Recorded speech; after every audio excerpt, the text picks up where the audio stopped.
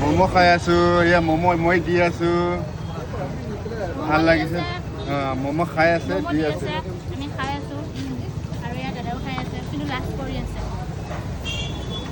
এইটো আমাৰ ঘৰৰ ওচৰৰে কৈ দিয়া দাদা হাই কৈ দিয়ক হাই মই ঘৰৰ ওচৰৰে হয় কাষৰে আমাৰ গীটাৰ মাষ্টাৰ বহি পেলাই মোবাইল চাই আছে ৰিল স্ক্ৰল কৰি আছে হা কিয় ৰিল স্ক্ৰল কৰি আছা তুমি শিকাব এৰি হা ক্লাছ চলি ইমান লাজ কৰিছে প্ৰভু এয়া আমাৰ গীটাৰ শিকাই মোক আপোনালোকে দেখি আছে যিহেতু ভিডিঅ'ত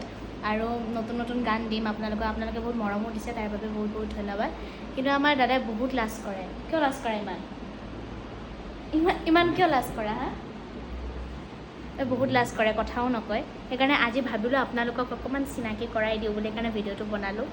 আৰু নতুন নতুন ভিডিঅ' পাব আৰু আশা কৰোঁ সকলোৱে মৰম দিব বুলি লাষ্টত কিবা এটা কৈ দিয়া বাই কৈ দিয়া এটলিষ্ট বাই কৈ দিয়া